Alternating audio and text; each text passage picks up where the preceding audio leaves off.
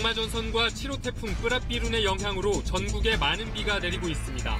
논에서 일하던 여성이 낙뢰에 맞아 숨졌고 열차와 항공기 운항이 차질을 빚는가 하면 건물과 농경지 등 침수 피해도 잇따랐습니다. 태풍 뿌라삐룬은 내일 제주도부터 영향을 미치기 시작해 모레까지 곳에 따라 최고 300mm가 넘는 비를 쏟아붓겠습니다. 일부 지역에는 최고 초속 30m의 강풍도 예상됩니다. 삼성전자 서비스의 불법 파견을 조사하던 노동부가 삼성 쪽에 조사 내용을 미리 알려주고 대응 방안까지 제시한 사실이 KBS 취재로 드러났습니다. 노동부는 관련 문건을 제출하지 않는 등 사실상 조사를 방해했습니다. 주당 근무 52시간 상한제가 오늘부터 시행됐습니다.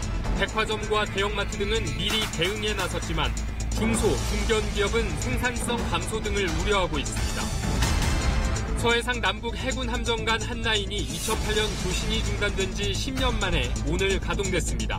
불법 조업 선박 정보 교환과 서해지구 군 통신선 복구도 추진됩니다.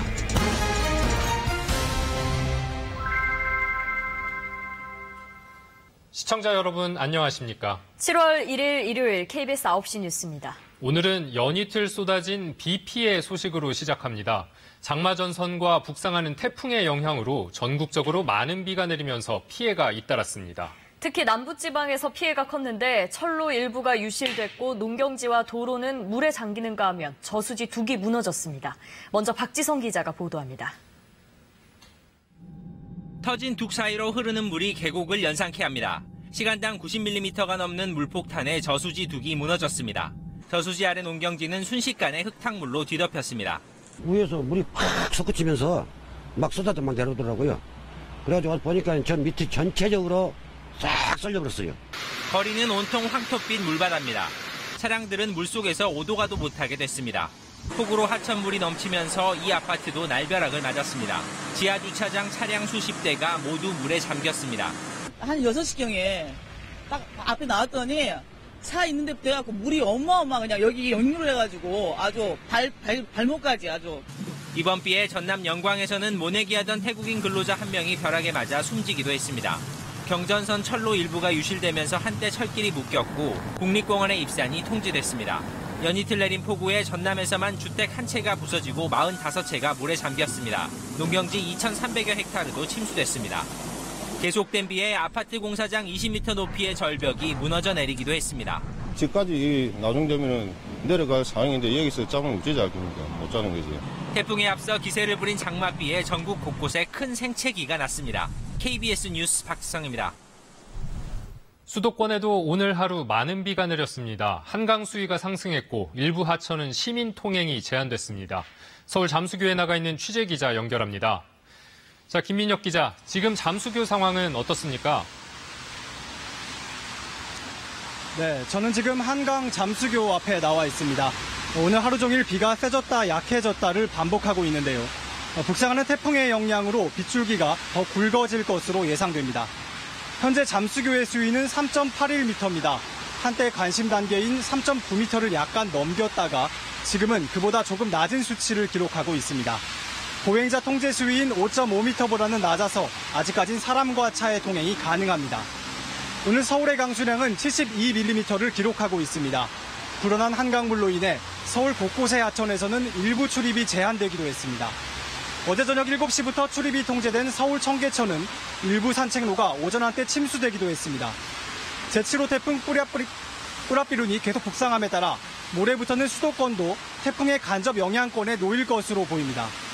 현재 경기도 김포와 인천 강화군을 제외한 수도권 전 지역에는 호우주의보가 내려졌습니다. 태풍의 북상에 행정안전부는 오늘 오후 3시부터 중앙재난안전대책본부를 가동해 비상 상황에 대비하고 있습니다.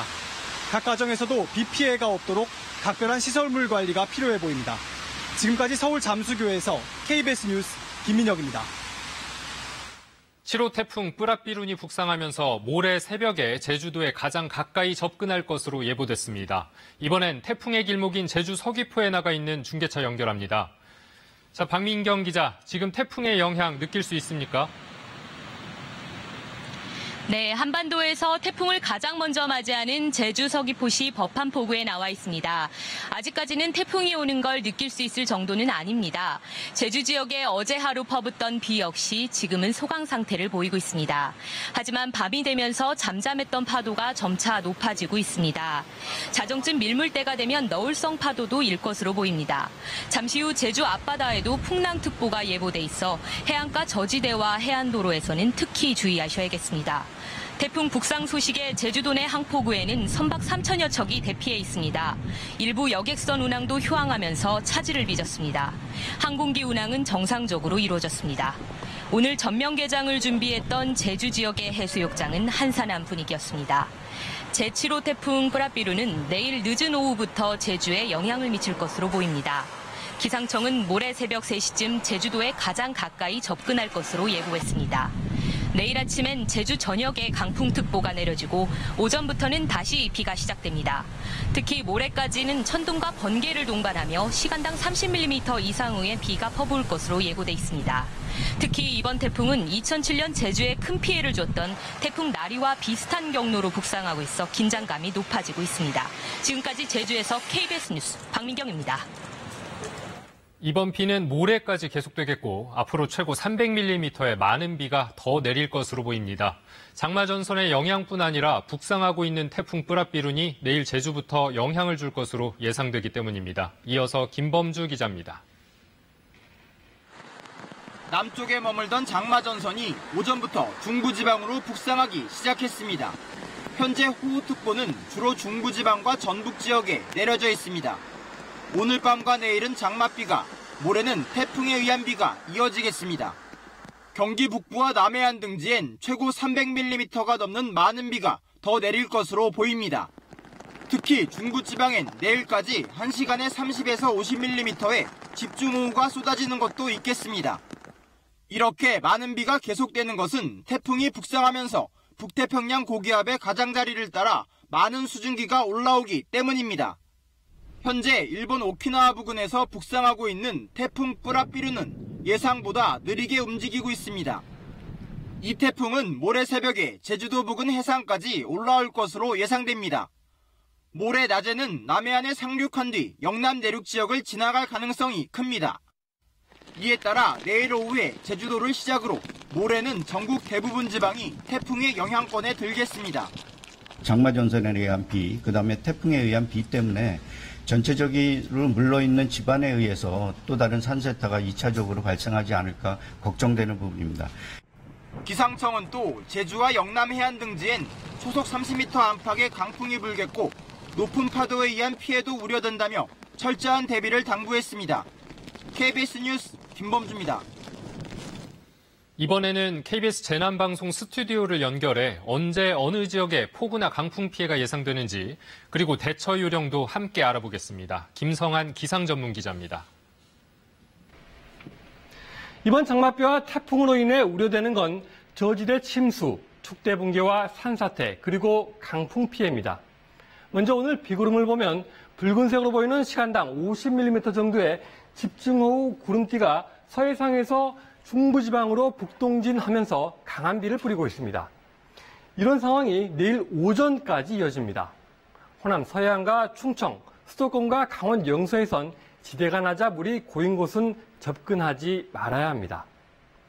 이미 많은 비가 내려 지반이 약해져 있어 산사태와 축대 붕괴도 우려됩니다. 특히 남해안과 지리산 부근은 이틀간 200mm가 넘는 폭우가 내렸습니다. 내일 낮에 비가 주춤하다가 태풍이 북상하면서 모레 새벽부터 다시 큰 비가 예상되고 있습니다.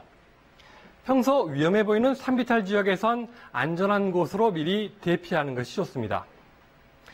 이번 태풍 뿌라삐룬이 북상하면서 예상되는 바람의 모습입니다. 특히 태풍이 남해안으로 접근하는 모레는 영남 해안 쪽에 강풍이 집중됩니다. 제주도와 경남 남해안, 동해안은 최고 초속 30m 안팎, 시속으론 100km 이상의 강풍이 예상되고 있습니다. 큰 나무도 부러뜨릴 만한 강풍입니다. 날아갈 만한 물건은 꼭 매두고 모레 태풍의 영향권에 들어갈 때는 외출을 자제하는 것이 좋습니다. 지금까지 재난방송 스튜디오에서 전해드렸습니다. 노동부가 삼성전자 서비스의 불법 파견을 덮으려 한 정황이 드러났다는 소식 어제 보도해드렸는데요. KBS가 노동부와 삼성의 유착관계를 보여주는 노동부 내부 문건을 단독으로 입수했습니다.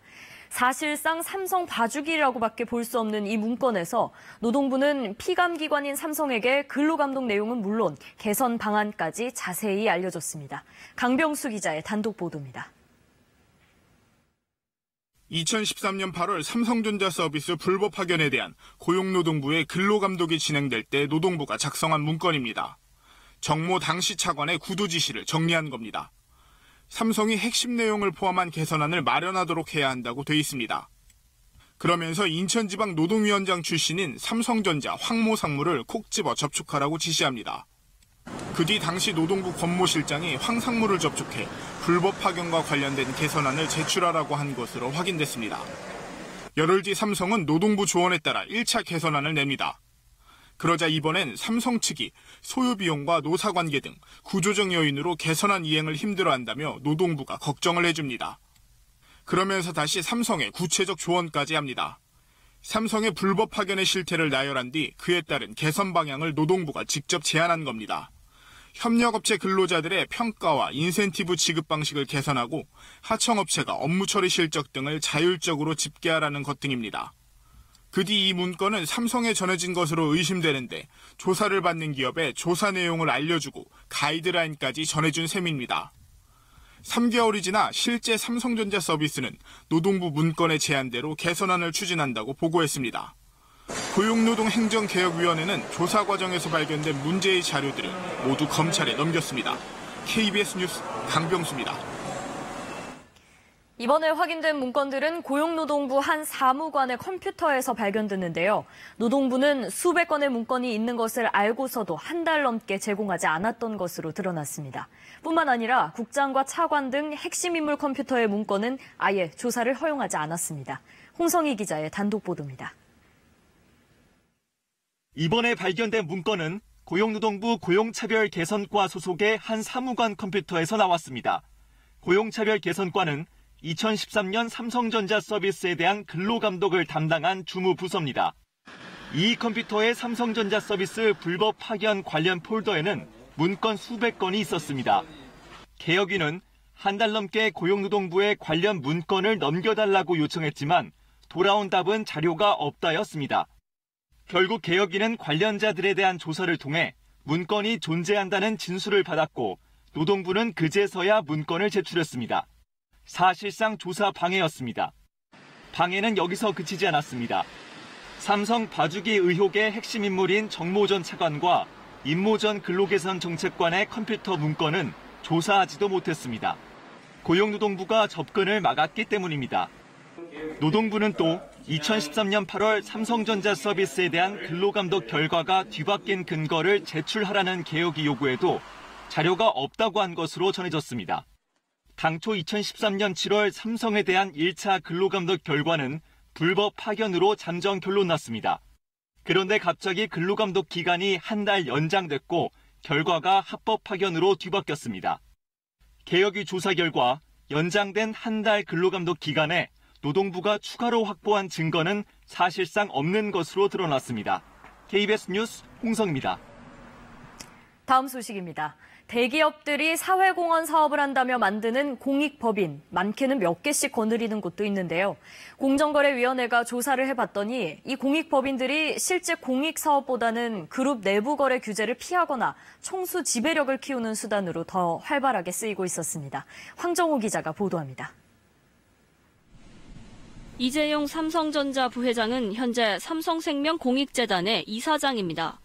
이 재단은 2016년에 삼성 SDI가 보유하고 있던 삼성물산 지분을 1% 넘게 사들였습니다.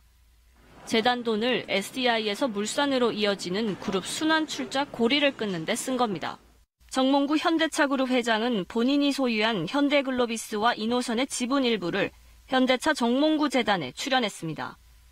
글로비스와 이노션의 총수 지분율이 29.9%로 낮아지면서 지분율 30%가 적용되는 공정위의 일감 몰아주기 규제는 비껴갔습니다. 이 같은 꼼수가 가능한 건 총수 일가가 사실상 공익법인을 장악하고 있기 때문입니다. 공정위가 대기업 공익법인 165곳을 조사해봤더니 총수일가와 계열사 임원 등이 이사회에 참여하고 있는 경우가 80% 이상이었습니다. 총수가 최대 주주로 있는 그룹 핵심 계열사의 지분을 가진 공익법인도 전체의 40%를 넘었습니다. 총수 2세가 지분을 가지고 있는 회사, 또 그 그룹의 핵심 회사 위주로 주식을 가지고 있어서 이것이 총수일가의 지배력 확대나 경영권 승계랑 연결된 것이 아닌가. 또 공익법인이 공익사업에 지출하는 비중은 평균 30%에 불과했지만 그룹 계열사와의 내부 거래 비중은 61%에 달했습니다. 의결권의 제한이라든지 그리고 이사회 구성에 대한 투명도를 높여야 됩니다. 원래 목적 사업에 충실할 수 있도록 견장치를 할 수 있는지에 대해서 공정위는 이번 조사 결과를 바탕으로 공정거래법 개정안에 공익법인 주식의 의결권 제한 등 제재 방안도 포함하기로 했습니다. KBS 뉴스 황정호입니다. 미국 정부가 수입 자동차에 25%까지 관세를 부과하는 방안을 추진하자 세계 자동차 업계가 강력 반발하고 있습니다. 미국 시장에서 파는 차량의 절반 가까이를 현지에서 만들고 있는 현대 기아차도 미국 내 투자와 고용을 줄일 수 있다는 의견서를 냈습니다. 오규정 기자입니다. 지난 5월 현대차가 미국에 판 자동차는 6만 5천여 대로 1년 전보다 10% 넘게 늘었습니다. 현대차는 이렇게 미국 시장에서 파는 차량의 절반 가까이를 미국에서 만들고 있는데 이를 위해 직접 고용한 인력만도 2만 5천 명이 넘습니다. 때문에 현대차는 미국이 수입 자동차와 부품에 대해 25% 관세를 부과하게 되면 미국 고용 시장엔 악영향이 있을 수밖에 없다는 의견서를 미 연방정부에 제출했습니다. 25%의 관세가 부과되면 미국 공장의 생산 비용이 연 10% 정도 증가하는데 그럴 경우 수익성 악화로 이어져 결국 미국에서 고용과 투자를 줄일 수밖에 없다는 얘기입니다. 수입차 업체뿐 아니라 GM과 포드 등 미국 자동차 업체들도 25% 관세안을 강하게 반대하긴 마찬가지입니다. 미국 내 자동차 생산이 줄면 최대 62만 명의 일자리가 감소할 거라는 주장도 제기됐습니다. 현대기아를 비롯해서 많은 글로벌 자동차 기업들이 미국에 이미 진출해 있어서 국내 기업화가 돼 있고요. 고용 창출에 기여를 많이 해왔습니다. 조치가 취해질 경우에는 미국 경제 전반적으로 부정적인 영향을 초래할 거라는 걸. 안팎에서 관세 부과를 반대하는 목소리가 강해지고 있지만 트럼프 대통령은 3, 4주 이내에 수입차 관세 부과를 위한 사전조사가 완료될 것이라고 밝혔습니다. 오는 19일 예정된 미 상무부 공청회가 마무리되면 어느 정도 윤곽이 나올 거란 전망입니다. KBS 뉴스 오규정입니다. 오늘부터 300인 이상 기업들을 대상으로 주 52시간 근무제가 본격 시행에 들어갔습니다. 제대로만 안착된다면 지난 2004년 시작된 주 5일 근무제에 못지않은 국민 생활의 대변화가 예상되는데요. 중소기업들은 아직도 고민이 많다고 합니다. 오현태 기자입니다.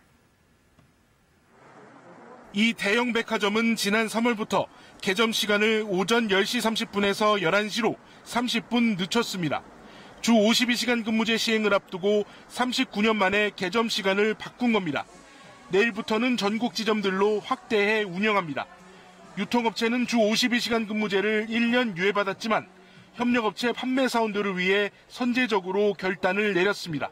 조금 늦춰서 출근하다 보니까 국민은 지하철 안에서도 조금은 여유롭게 갈 수 있고 출근 시간 도착해서도 조금 더 여유롭게 준비할 수 있어서. 대형마트들은 폐점 시간을 1시간씩 앞당기고 있습니다. 고객들의 회사 퇴근이 빨라지면 쇼핑 시간도 자연스레 당겨질 걸로 예상돼 일찌감치 변화를 준 겁니다. 마감 근무 이후에 대중교통을 이용하지 못한 불편함이 사라진 부분이 저희 사원들에게는 가장 큰 만족도가 있는 것 같습니다. 고용노동부 조사 결과 노동자 300인 이상 사업장의 60% 가까이는 이미 주 52시간제를 시행 중입니다. 문제는 나머지 40%인데 대부분 중소 중견기업입니다. 이들 기업들이 주 52시간 근무제 시행으로 가장 크게 우려하고 있는 건 무엇보다 생산량 차질과 인건비 증가입니다. 때문에 기업 입장에선 해결 방법일 수 있는 탄력 근로제의 적용 기간을 더 늘려달라고 정부에 요구하고 있지만 노동계는 사실상 근로시간 연장이라고 반대하고 있습니다. 처벌 없는 계도 기간이 올해 말까지로 연장된 가운데 이해 당사자들을 중심으로 탄력 근무 시간에 접점을 찾는 게 주 52시간 근무제 정착의 첫 번째 과제가 될 전망입니다. KBS 뉴스 오현태입니다. 판문점 선언과 지난달 남북 장성급 회담의 후속 조치로 서해 해상에서 남북 해군 함정 간 한라인인 국제상선 공통망이 오늘부터 정상 가동됐습니다. 2008년 남북관계 경색으로 교신이 중단된 지 10년 만에 복원됐습니다. 이철호 기자가 보도합니다. 서해 해상의 우리 해군 함정 내부, 어디론가 무전 교신을 시작합니다. 백두산 하나, 여기는 한라산 하나, 감명도. 잠시 뒤 응답이 온 곳은 서해상의 북한 함정입니다.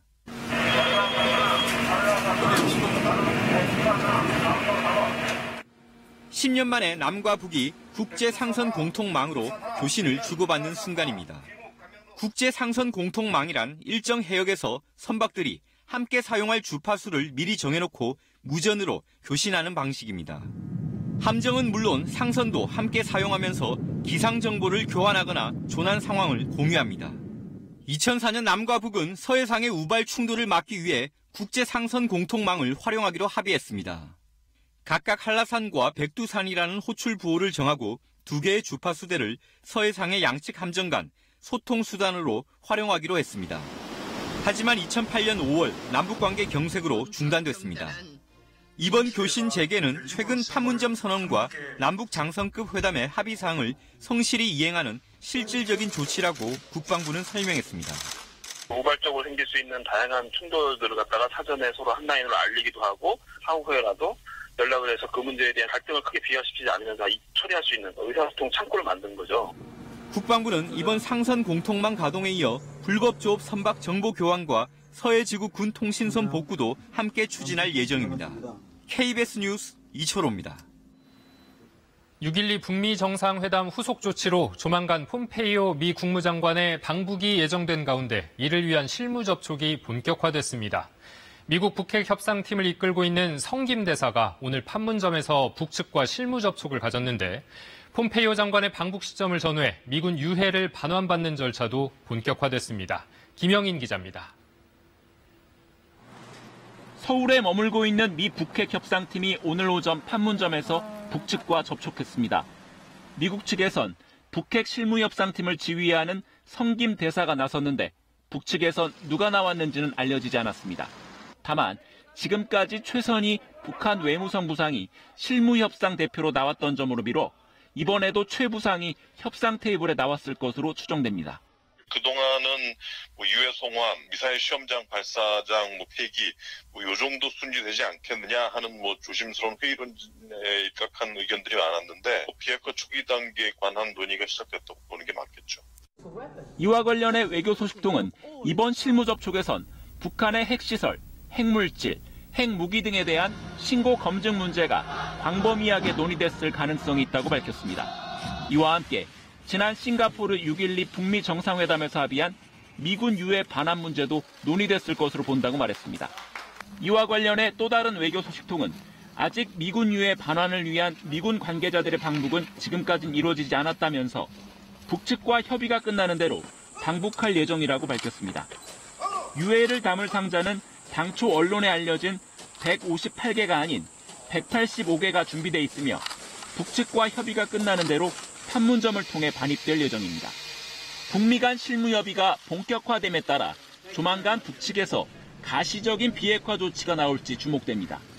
KBS 뉴스 김영입니다. 지난 지방선거에서 당선된 지역 일꾼들의 임기가 오늘부터 시작됐는데요. 이번 선거에선 역대 가장 많은 31명의 20대 청년 정치인이 배출됐습니다. 20대 새내기 정치인들을 김소영 기자가 만나봤습니다. 열심히 필기하며 강연을 듣는 젊은 여성. 풋풋한 대학생 같지만 새내기 구의원 당선인입니다.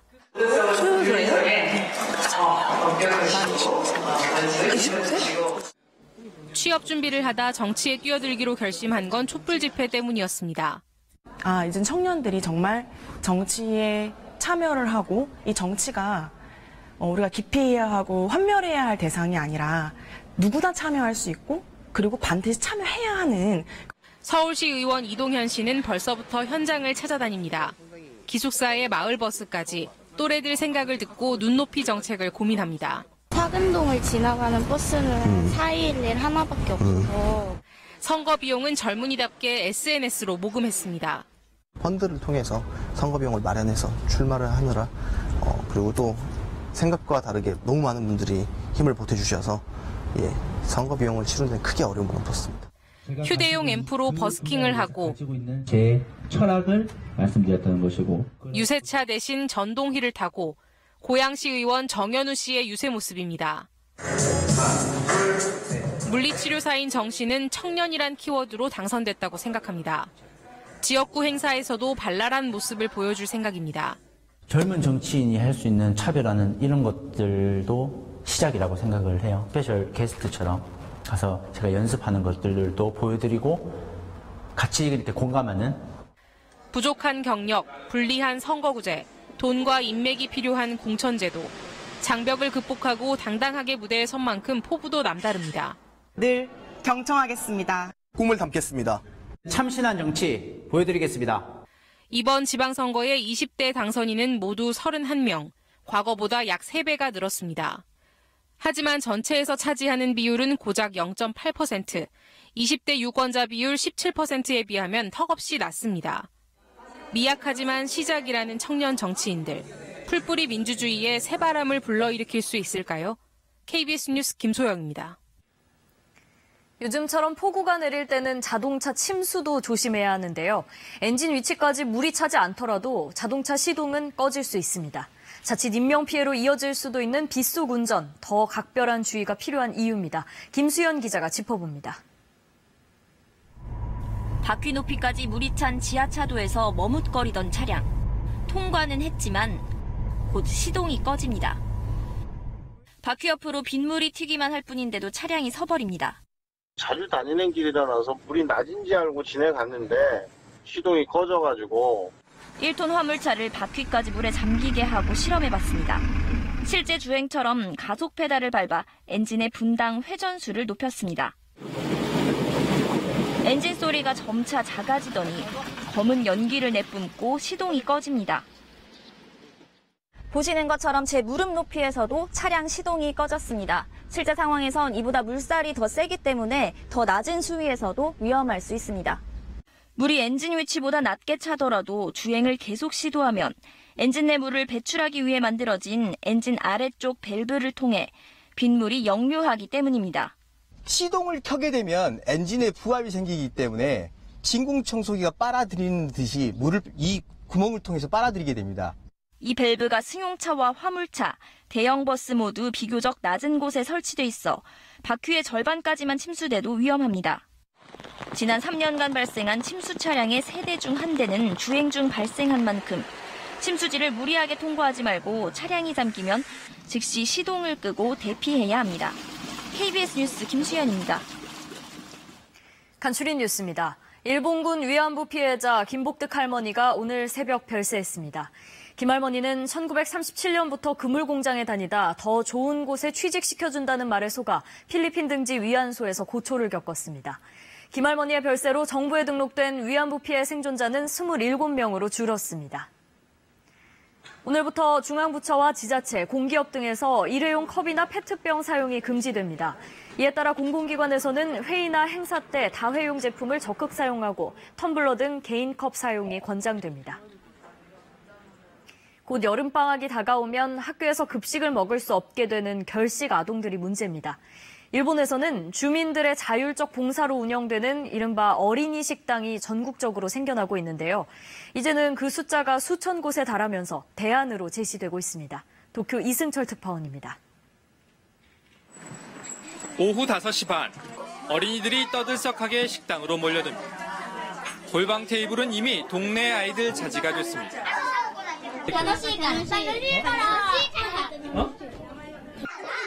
매주 목요일 문을 여는 어린이 식당. 100엔, 우리 돈 1,000원 정도면 어린이는 누구든 식사를 즐길 수 있습니다. 友達と一緒に食べられるから. 지난 2010년 바나나 하나로 밥을 대신하는 아이들이 있다는 말에 운영하던 채소 가게에 일주일에 한 번씩 어린이 식당을 열기 시작했습니다. シングルが多いっていうのと、あとはその病気を抱えたお母さんも、お父さんお母さんいてもみんなね遅いんです。 그리고 이제는 누구 눈치 볼 것 없이 즐겁게 식사를 할 수 있는 애들 사랑방이 됐습니다. 이곳에서 밥을 먹지 못할 경우 도시락을 사가 끼니를 해결하기도 합니다. 어려서 이곳에서 밥을 먹던 꼬마는 이제 자원봉사를 할 정도로 컸습니다. 最初は恩返しみたいな感じで自分の夢が福祉に感じ 잠깐의 자원봉사, 약간의 식자재 기부, 아니면 몇 시간 장소라도 내주는 내가 할 수 있는 작은 것부터 돕자는 생각이 많은 호응을 얻으면서 이제 일본 전국적으로 2,300여 곳에 이릅니다. 地域のみんなの力を少しずつ持ち寄れば、こういう場所が継続的に運営していける. 어린이 식당, 함께 아이를 키우자는 마음이 모여 이제는 민간 차원의 자발적 복지 운동으로 주목받고 있습니다. 도쿄에서 KBS 뉴스